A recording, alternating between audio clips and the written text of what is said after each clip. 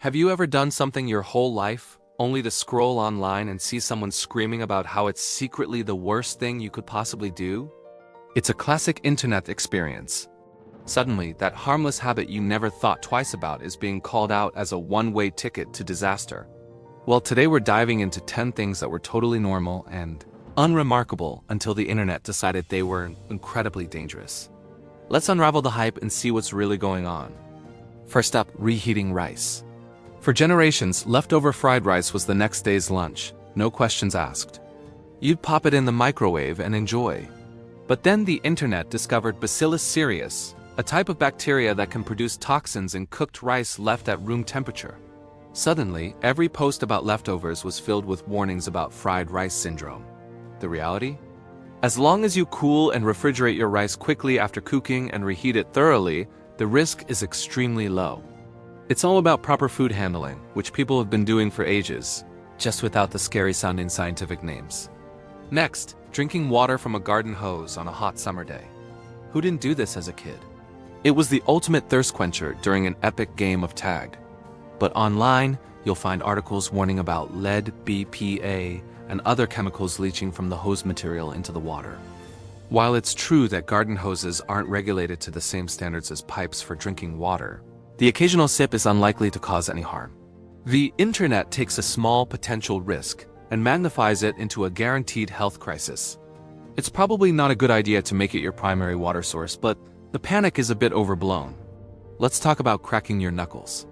It was just a slightly annoying habit that some people had. Then the internet came along, and suddenly you were told you were giving yourself arthritis, destroying your joints, and causing permanent damage. Dozens of videos show people wincing at the sound, with comment sections full of dire warnings. However, multiple scientific studies, including one where a doctor cracked the knuckles on only one of his hands for 60 years, have found no link between knuckle cracking and arthritis. The sound is just gas bubbles popping in your synovial fluid. Your joints are fine. Remember licking the cake batter off the spoon? A cherished childhood memory from many. It was the best part of baking. Now, if you post a picture of it, you'll be swamped with comments about the dangers of salmonella from raw eggs and E. coli from raw flour. The CDC does warn against consuming raw dough for these reasons, and they're not wrong to be cautious. But the internet treats it like you're playing Russian roulette with your dessert. The actual risk of getting sick from a small lick of batter is statistically very low, especially with pasteurized eggs. It's a classic case of risk inflation, sleeping with a fan on. For millions, the gentle whir of a fan is essential for a good night's sleep, especially in the heat.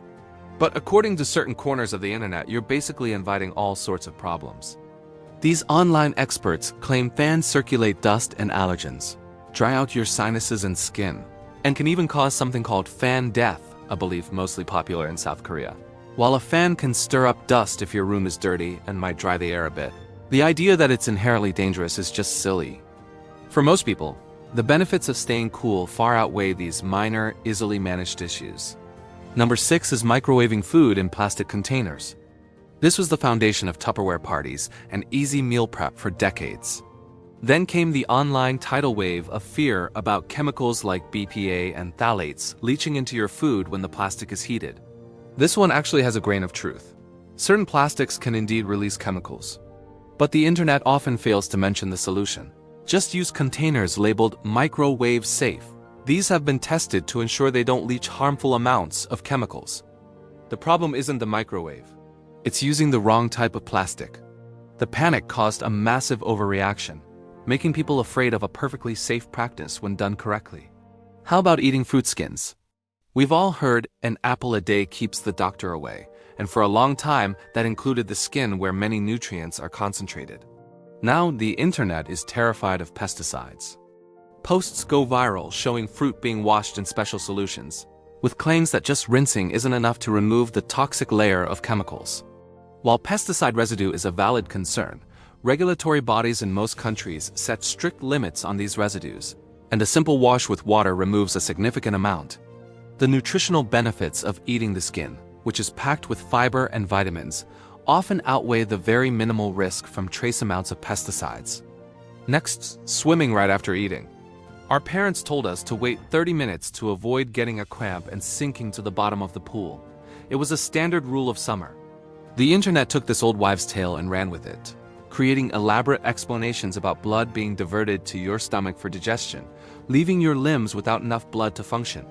While it's true that digestion redirects some blood flow, it's nowhere near enough to incapacitate your muscles. At worst, you might feel a little sluggish or get a minor stitch. There's no evidence that eating before swimming increases the risk of drowning. Let's talk about charging your phone overnight. We all do it. You plug it in before bed and wake up to a full battery. But online forums and tech articles are full of warnings that this will destroy your battery's health, overcharge it, and even create a fire hazard. The truth is, modern smartphones are smart. They have built-in protection circuits that stop charging once the battery is full. While keeping a battery at 100% for extended periods might slightly reduce its long-term lifespan compared to keeping it between 20% and 80%, the effect is minimal for the average user. The convenience for most people is worth the tiny, almost unnoticeable impact on battery longevity. The fire risk is also incredibly low unless you're using a damaged or cheap, uncertified charger. Finally, using aluminum foil in cooking. Wrapping potatoes for the grill or covering a casserole in the oven was standard practice. Then the internet raised the alarm about aluminum leaching into our food, linking it to serious health issues. Studies have shown that some aluminum can migrate from foil to food, especially with acidic foods like tomatoes or lemon juice. However, the amount is typically very small. We're exposed to aluminum from many sources, including water, air, and even some foods themselves.